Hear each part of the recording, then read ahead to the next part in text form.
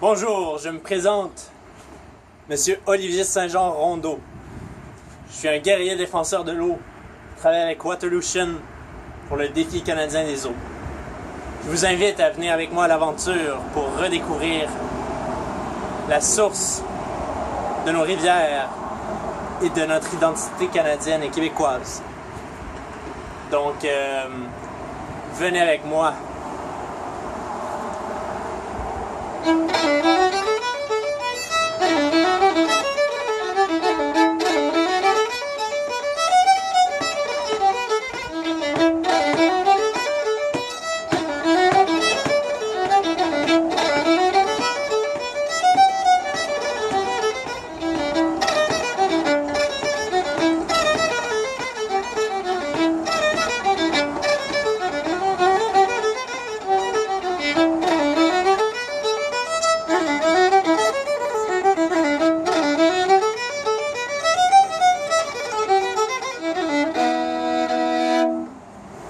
Donc, je suis présentement au confluent de la rivière Magog et de la rivière Saint-François, à Sherbrooke.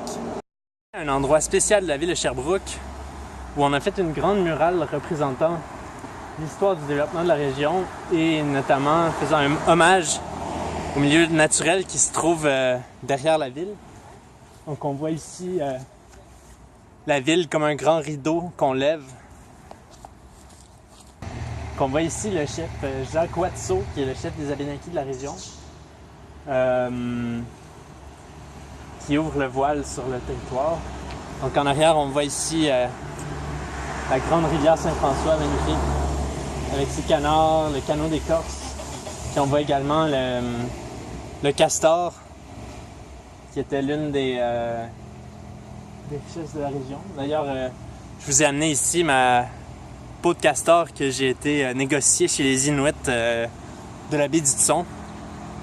Je vous raconterai cette histoire-là une autre fois si vous voulez.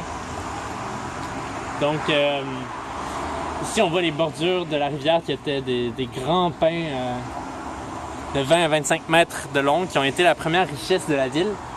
D'ailleurs, la ville de Sherbrooke a été fondée sous le nom de Hyatt's Mill parce que c'était des moulins à bois qui étaient établis ici, qui ont permis à la marine britannique de faire les grands mâts de ces navires.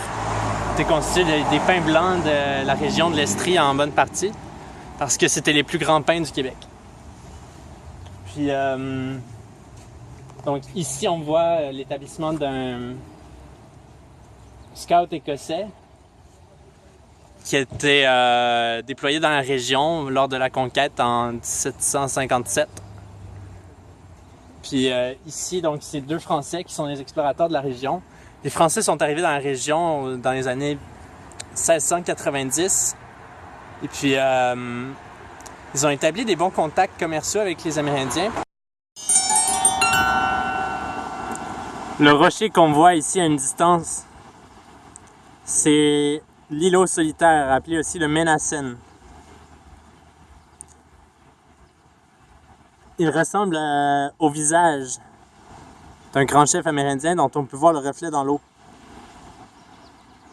Il portait autrefois une grande coiffe avec le pin solitaire, qui était un symbole sacré des Autochtones, et puis les Abénaquis faisaient des rituels qui portaient la chance autour pour leurs expéditions de chasse en faisant des cercles autour du Ménacène.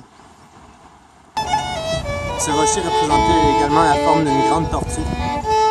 Mais le pin solitaire a été tronçonné en morceaux pour être vendu comme souvenir. Mais on a replanté un pin sur le dessus de sa tête pour qu'il puisse un jour retrouver sa gloire.